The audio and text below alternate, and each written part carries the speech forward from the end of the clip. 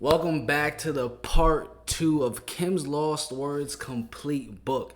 Now, we already watched 1 hour of this video right here, basically reading the book from start to finish. So if you haven't watched the part 1 yet, you definitely have to watch the part 1 because that's where it talks about all of friggin' Diddy's darkest secrets, the hits that he put on different artists and people for money, his sexuality, the different celebrities that he was sleeping with, in the whole 9 yards. You definitely don't want to miss part 1.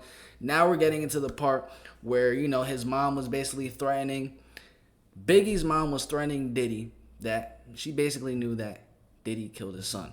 So without further ado, let's get straight into this and let's see what happens at the finale. So we have the context for this is chapter 13, Have Some Faith. Chapter 14, Outshine. 15, Queen Bee. 16, Christian. 17, Broken Promises. 18, Sweet Goodbyes. And 19, the finale. The fact of the matter is, Sean was a complete control freak. He was absolutely the worst. But of all the things he did for control, this might have been one of the most despicable ones. We were in the bad boy office one evening, sitting in the lounge area enjoying a meal. Sean was smoking one of those big cigars when Faith entered and sat down with us. She seemed relaxed as she said, "Hey guys." As I smiled, I never had any bad vibe from the marvelous Faith Evans. We never talked about the wild time the three of us shared at one of Sean's parties. I gave her a hug. "Hey girl, what's up?" Sean smiled and asked, "Hey, what brings you out?" She addressed Sean saying, "Look, when you asked me to hook up with Chris, I understood you needed to control him. I felt honored that you would choose me to monitor one of your most valuable assets. Chris is sweet," Sean laughed and said. "Honestly, I knew you would be good, make the big man feel loved." "I don't feel good about all this, Sean." Sean got that look in his eyes he gets before he blows his top. Faith saw it also. She treaded carefully. "Sean, you know I'm as loyal as they come." Sean leaned forward, unintentionally threatening, and said in a low tone, "Yeah. But Sean, Chris and I had a child together." Sean leaned back. He let out a deep breath. "I'm going to take care of you. You're not like Chris. You're loyal." Faith had a tear in her eye as she responded, "He didn't have to die. This is getting very touchy. Did she know? Did she suspect? Was this her trying to find out if Sean intentionally killed Biggie?" I wanted to ask, but of course there was no way of doing that. This is so crazy. Sean sighed and replied, "He didn't. Don't get me wrong, I miss him, but he was leaving me anyway. No one cares about my pain." Classic narcissistic Sean. It's all about him. I was sickened for a moment, but his next sentence made me feel for him anyway. I wanted to share all this with him. He was my man. Faith couldn't hide the anger that flared in her eyes, but she knew who she was talking to. She was careful as she spoke. "Sean, you have friends you share things with." Sean sat forward again, and this time with malicious intention as he queried, "What the F is that supposed to mean?" "Chris had no one, only you." Sean lost it. "That fat F and that other piece of ish I had, you F?" I interjected while in shock. "You had her F Pac?" Sean glared at me as he answered, "Yes, F and Pac. Those mother effers were going to try to start their own label and compete with me. Me. After all I did for that fat F, nah, I wasn't using resources to protect that mother effer. No effing way." As Faith started to cry, Sean looked at her and softened slightly. He spoke a little calmer. "Look, I didn't hate him. I was hurt. But I didn't hate him. I'll make sure you and CJ are taken care of." Without word, Faith got up to leave. As she turned, Sean spoke softly, "Faith." She ignored him. He called her again, "Faith." She exited quietly. Sean just looked at me and said, "Damn." I really didn't know what to say. Sean just told Faith that he wouldn't protect her husband because he was going to leave Bad Boy. From a business perspective, I didn't disagree with Sean there. If you're leaving and created competition for him, why would he spend resources on you? So I hugged Sean, but I also knew he didn't have to send Chris to California. I wondered if he realized that he sentenced him to death. He hugged me back with tears in his eyes and asked, "How the F am I the bad guy, huh? I effing do nothing but bust my ass to make everyone live comfortably, and I'm supposed to just let niggas walk all over me?" As I held him in a comforting embrace, I replied, "No, baby." He took me right there on the couch. Like I said, Stockholm Syndrome. Chapter 14, Sean. This particular evening, I was at Sean's house. Quincy was staying with a friend. It was some alone time for Sean and I until the doorbell rang. Sean got up to answer it. I heard a woman yelling and quickly realized that it was Jennifer Lopez, or better known to the world as J-Lo. Sean, what the F? Sean responded calmly, relax, baby. Why the hell did you have to start shooting? Isn't that what we have bodyguards for? Is it possible the XXX person from part 1 is Justin Bieber? Comment down below who y'all think that XXX person is, because to this point in time, I still don't know. When these kinds of situations arise, I remain quiet and just listen. I play my position, you could say, but I wasn't paying attention to the news for the last day or so. And even though it would be the only thing anyone would talk to me about for months, no one had spoken to me about it yet. So I entered the foyer asking, what's going on? Jennifer exploded at me. What's going on? What's going on? This nigga shot up the damn club. My jaw dropped looking back and forth between the two. Sean spoke soothingly. Jen, you gotta calm down. Jennifer was having none of it. She continued, calm down, calm down. You shot a bunch of innocent people, Sean. Sean placed his hand on her forearm. It's a bonding technique. He was shrewd in handling her. He does this to me too. Even if you know what's happening, it works. It's an intimate contact without being personal. He was aiming to disarm her. This did not seem to immediately sway Jennifer as she continued. Why in the hell do you think Biggie's replacement will take the fall for you? Biggie's replacement? Wait, could she be talking about? I had to know. Are you talking about Shine? Jennifer didn't even look at me as she responded, yes, effing Shine. Sean continued a calm and even voice. Relax, the situation is under control. Jennifer was not coming down. She went on, they contacted my attorney for my statement, and there are a lot of witnesses, Sean. There's no way you're going to get away with this. Sean's arrogance can be immeasurable at times. He laughed as he asked, you doubting me? I couldn't believe it. I had to know. Sean, what could you offer him that would make him do a bid for you? Like, what the F? Jennifer also remarked, and what if he falters halfway through his sentence and starts talking? Sean responded as calmly as ever. He won't do that. People in jail don't cross-connected people on the outside. Jennifer looked deflated. So, you'll kill him too? How much does she know? Look, I'm not going to threaten anyone. Sean is smart and loyal. He knows how it works. And when he gets out, he'll be well taken care of. Jennifer spoke defiantly. Sean, they want to question me. I'm not perjuring myself. I am not going to jail over this.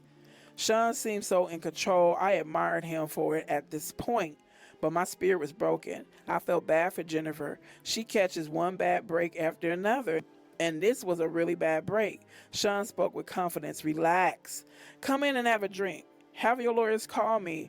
You'll never see the witness stand. I promise. Jennifer wasn't so sure. She asked him, how could you possibly know that? Sean smiled as he replied, between Shine's confession and the witnesses that gave their accounts, the cops won't need much else. The statement from your lawyer will be fine. Jennifer's next concern popped up. She explained, my attorney, Sean, he's good, but he won't do this. Beaming with confidence the way only a man with his network can, Sean responded, sure he will. Jennifer shook her head defiantly as she responded, Sean, you don't know him. Sean's unbreakable confidence was ruling the day. Jennifer was giving in as he told her with a smile, I got this. Sean, are you sure? Sean gave a wink. My attorneys handle situations. Give him my number too. But that's definitely simply just because the fact that he had alliances with people that were the officials, the authorities, the FBI, the judges, and the whole 9 yards. So he was able to get away with a lot of things.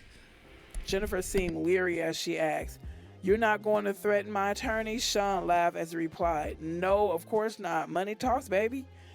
He turned to me and said, take her inside and pour her a drink. I had a question of my own. But you were going to make Shine the label's go-to man. What are you going to do now? Sean looked disappointed as he responded. He had the voice, but his flow, he signed. Well, artists with his talent are a dime a dozen. Looking at Jen, he continued. He's not a once-in-a-lifetime find like Jennifer Lopez. Now he's throwing on a charm. Despite the situation, she blushed slightly. Sean continued, let's grab that drink. Let me handle this attorney situation. Relax, don't worry.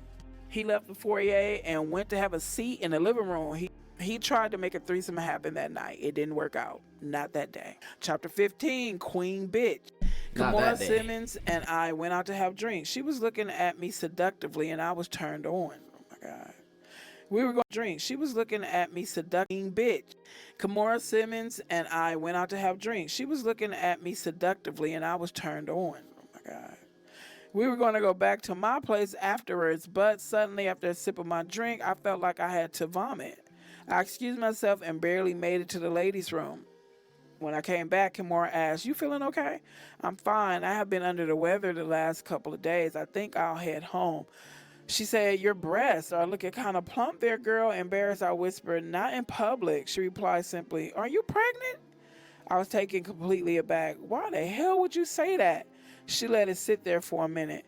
I bet in her head she was like, wait for it. Then it hit me. She gave me a minute before continuing. "So what you gonna do?" I didn't understand. Gonna do? If it's not Sean's, F. If it is, with the shock wearing off, the scope of the situation began to take hold.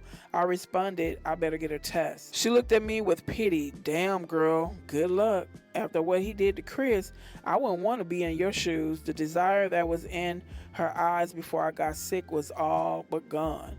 As I began to stand, I realized what she said to me and I paused.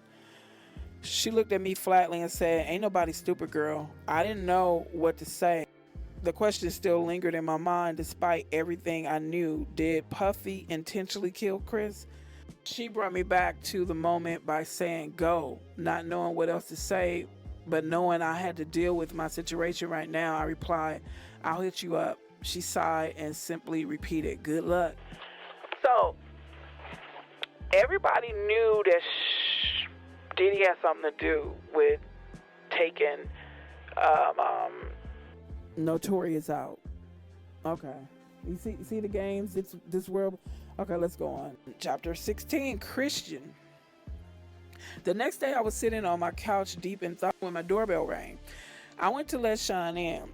This is going to be scary. We made our way back to the living room and we sat down. Quincy was asleep. Sean seemed legitimately concerned. "What's so urgent?" I didn't know what else to do. I just blurted it out. "I'm pregnant." The air in the room was so thick as J-Lo.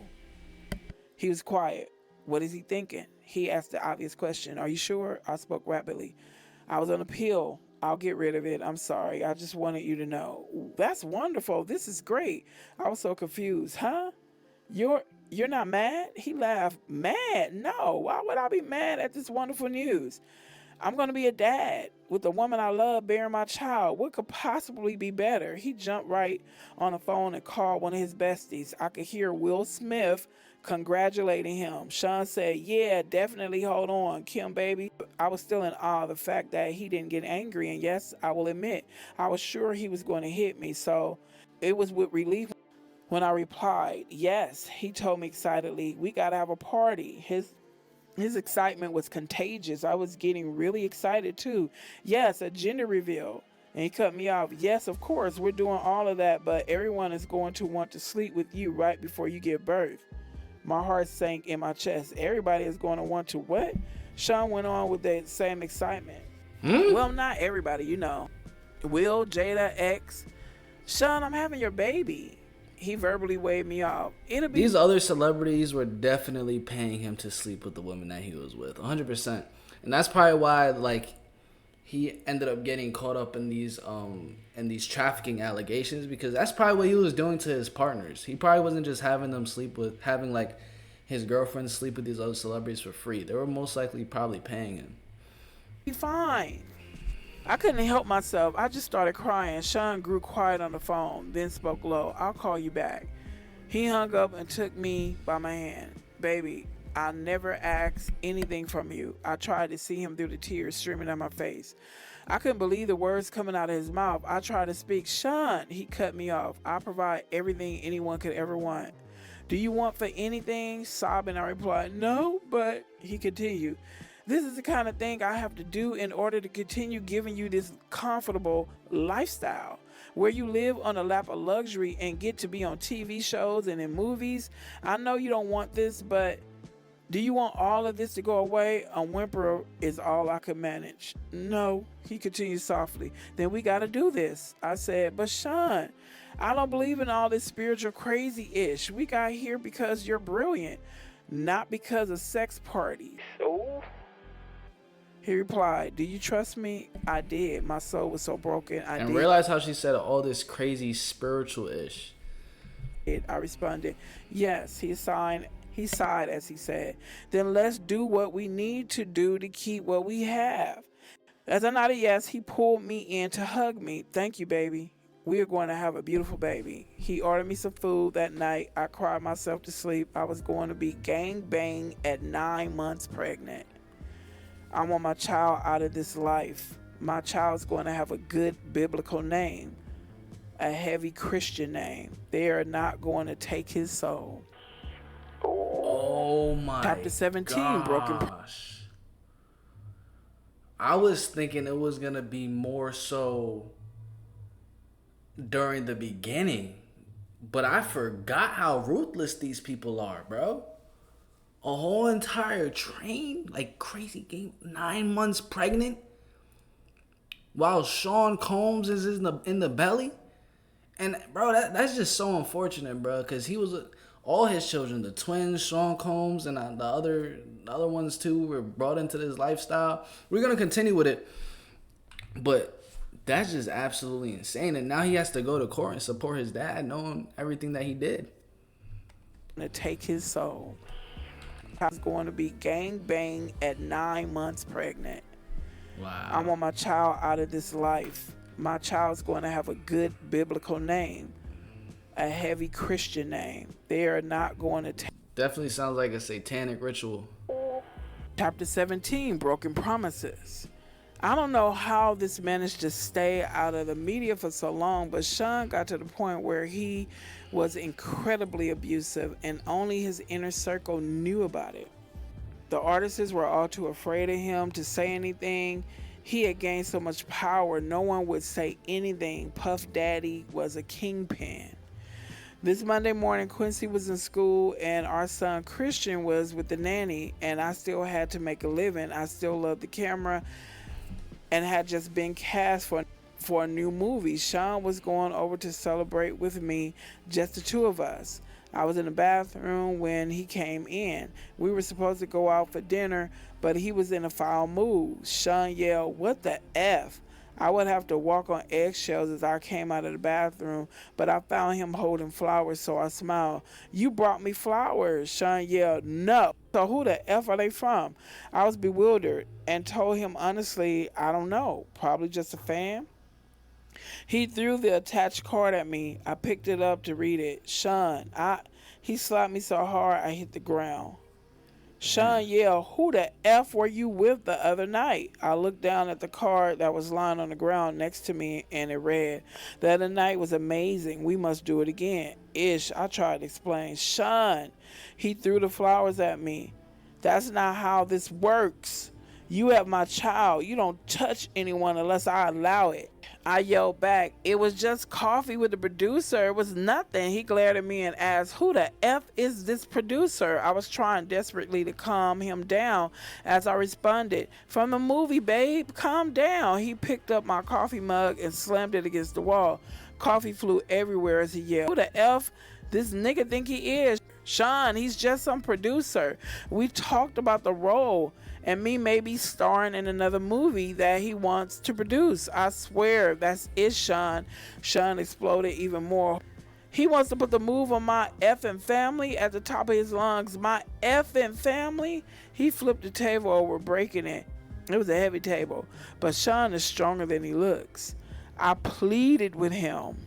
"Sean, please," he yelled at me. "What?" I tried my best to calm him down. He probably didn't know.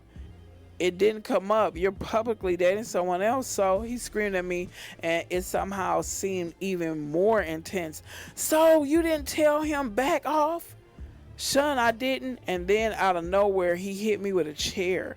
I don't remember anything after that until I woke up in the hospital room. My arm was in a cast hanging from a sling. My face hurt. My eyebrow was in intense pain, as was my lip. As I came to, the first face I saw was the man that put me here. Sean asked me with concern in his voice, "How you feeling?" I responded, "Stay away from me. I'm sorry. I don't know what came over me. Save it for the lawyers. Stay away from me." We were in a private hospital room and no one would hear me. I could scream like my life depended on it, but it wouldn't matter. If I did ring for assistance, I wouldn't get any. He kept going. I was just so jealous. You know how I am. He took hold of my left arm, the one that was not slung in a cast. There's no way in the world he's about to drop the line, "I love you," at this moment in time again. There's no way, bro. You have our beautiful son, our family. It's just, at that point, I had enough. The one you slutted out right before giving birth? Are you effing shitting me? Stay away from me. Don't come near me or my kids. He continued to plead, "I'm sorry, baby, I promise." And I swear I've heard this song one too many times. I spoke through gritted teeth.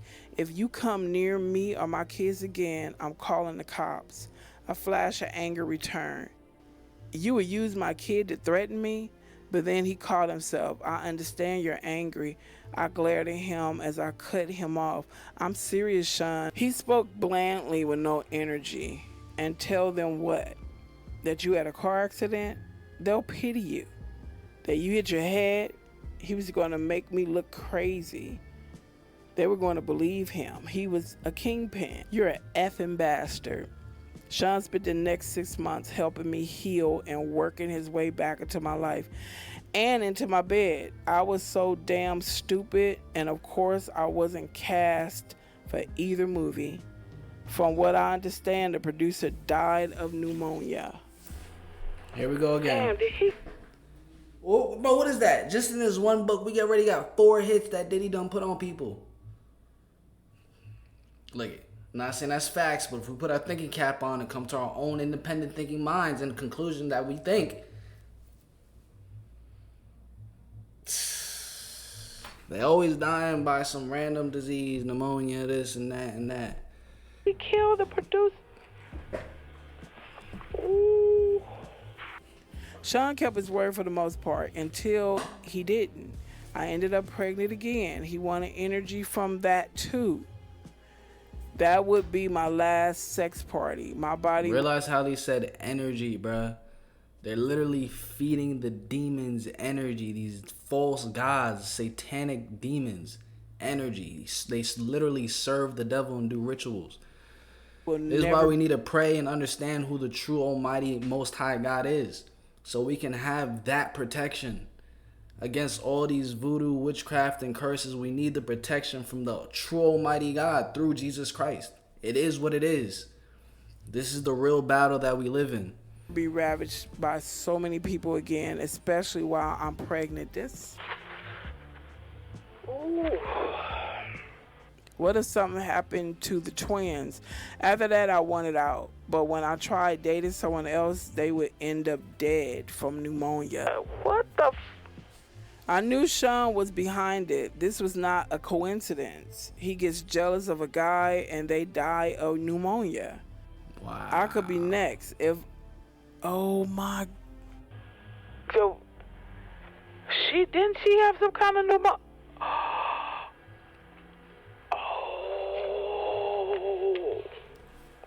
Let's continue. She basically predicted and foreshadowed her own death in her own book, bruh. This is sad and unfortunate. If I'm going to get out of this alive, I'm going to have to do something to make him stay away from me. I had a plan, but it was dangerous. Sean has a vault where he keeps videotapes of all his conquests. I started sleeping with him again. After he falls asleep, he was starting to drink heavily. I would get into the vault and get a couple of tapes, take them home, make copies, and swap them for the next set of tapes a few days later. It took weeks to get them all copied, and he never knew I had them. This was my way out. Some of the tapes had things I would have never expected. The gay parties are one thing, but the young boys like Usher, Lil Bow Wow, Justin Bieber, Wow. I would have never known And the craziest thing is, I'm gonna let the rest of the video play. But the craziest thing is that I've done made videos on all three of them: Usher, Justin Bieber, Lil Bow Wow, and obviously we have those comments talking about how it's just crazy conspiracy theory, and we could continue to say it's all alleged. But after watching those videos, just put your thinking cap on, critically think. That's it. And now we have another piece of confirmation from the book Kim's Lost Words. God, is he grooming Quincy? This has to end. Ooh. I invited him over one day to confront him and put an end to our on again, off again relationship. He entered my house unannounced for the last time. He would no longer have the key after today. I was in the kitchen. Kimora and I were sharing drinks. I was scared to face him alone. Sean entered smiling. "What's up, Kimmy?" "Hey, Mora." I told Sean to sit down. Because of my tone, he looked at me stung and asked, "What's going on?" "What is this?" I responded with delight. "Me taking my life back. We're done," he answered. "Hold on, wait a minute." I was so excited that I wasn't hearing any of it. I shouted at him, "No, no more. This is effing over." He looked confused as he asked, "Where's all this coming from?" With disgust, I said, "I got effing footage, Sean." He looked even more confused as he inquired, "What are you talking about?" Kimora said with revulsion. "Usher too?" Sean said, "Wait, what the F is going on?" Sean stood aggressively and Kimora responded, "Don't make me call the cops." Sean's anger was creeping in as he replied, "This is how it is?" I simply nodded. "If anything happens to either one of us, it gets released." He seethed as he queried, "After all I've done for you?" I don't think I was ever so happy as when I said those words to him. "Get out." Pissed, he started to leave, looking back with pure hatred. As he walked down the stairs, he turned around in a fury and lunged at me. He knocked me down near the top of the stairs. I was hurt. Kimora screamed, "Stop!" As he began to crouch over me, I kicked at him, hitting him in the kneecap, then his face. He went tumbling down the stairs. He was too hurt to get up. I called the cops. Kimora left before they arrived. When he left, it was in an ambulance. I felt empowered. I felt safe. The Sean Combs days had finally come to an end. Chapter 19. Finale. Yo. Things were okay for a while. I started dating again. It was almost normal until I got serious with someone. Then my boyfriend died of pneumonia. I knew it was Sean again. Again? That's when I decided to write. Come on, Kim. Yo, rest in peace to Kim Porter, because I know she's not alive. But damn, you should have started warning them. You had to warn your boyfriends. Damn. Out here taking out boyfriends just like that. This book. A few days ago, my home was burglarized. Only laptops were stolen. I know it was that bastard or his goons. Of course, I had a copy in the cloud that I was able to easily download here onto this new computer. As I continue to write now, I'll send this into the cloud as well. I will send out copies via email, and my Google Drive password will be attached so the missing chapters can be accessed. This book must get out. There are so many more chapters to add. This outline is a great start. I have to organize the rest of the chapters and add them in little by little. I plan on spending today working on exactly that, but I'm not feeling very well. Thank God the kids aren't here this weekend, so I can rest. I called Kimora to cancel our tentative plans for a meetup. When I spoke to her, she said, "Girl, that doesn't sound like the flu. You want to go to the hospital?" That didn't immediately alarm me. I just need some rest, I told her, and quickly got off the phone. But why can't I get my doctor? Why won't he pick up the phone? Oh no, I called Sean from my bedroom, where I'm lying in my bed. All I could think about was the kids, my babies who are with this monster, that man that I now suspect of having done this to me. Sean picked up with that air of superiority in his voice that let me know it was too late for me. He spoke confidently into the phone. Hello? I screamed at him. You bastard. I have your effing children. What are you talking about? The kids are with me, he replied with a mocking innocence. There's literally nothing I could do. I could only ask, did you ever love me? Instead of answering the question, he responded, the most important thing to me in the world is loyalty. I couldn't believe it. I had to ask, even though I understood. What the F does that mean? With the same feigned innocence, he mocked Kim. Is something wrong? He's going to continue this Wow. game to the bitter end. I asked one last time, how could you? Again, with the narcissism I had now come to despise, he responded, how could I? Do what? I gave you everything. You went to someone else. You left me just like everybody else did. You asked, how could I? How could I what? I yelled, look what you did to everyone around you. There was only anger in his response. So you're saying everyone leaves because how I am and you were going to expose me? He had me burglarized. I knew it. I shouldn't have threatened him. I should have just published a book. I'm going to die like Heavy D, like Biggie, like Pac, like so many others, and it's because he is a monster, plain and simple. Before hanging up, I simply say, that's not the only copy, you F. Then I shoot out a group text. I let everyone know he got me. Then I call 911. As I sit here waiting for the ambulance, I am writing this chapter and praying that I make it to the hospital. I don't feel like writing anymore. I may not be around to see it in print. It's okay. I'm sending it out. He won't get away with this. I will have to say my final words. Sean Combs will get exposed even if I lose my life doing it. My kids have always been my most cherished possessions. I want the world to know that, but more importantly, I want them to know. And that is the end. That is so freaking sad. And this book basically answered a lot of the questions that we all had. So it's Kim's Lost Words, A Journey for Justice from the Other Side by Jamal T. Millwood for Kimberly A. Porter. Bruh. Sheesh. So, I mean, look it. Even from this, it's hard to say if everything is 100% fact. But, you know, we can use a discernment. We can take information that we get from different sources, put it all together, and just see what the evidence lies to. Which one does it more so, like, you know, allude to, whether it's truthful or whether it's false. And from the information that we're getting from everyone, she even mentioned Gene Deal in the first and the in part one. And now we have Gene Deal also coming out talking about Diddy. So there's a lot of things that are aligning properly to, you know, to think that they are telling the truth.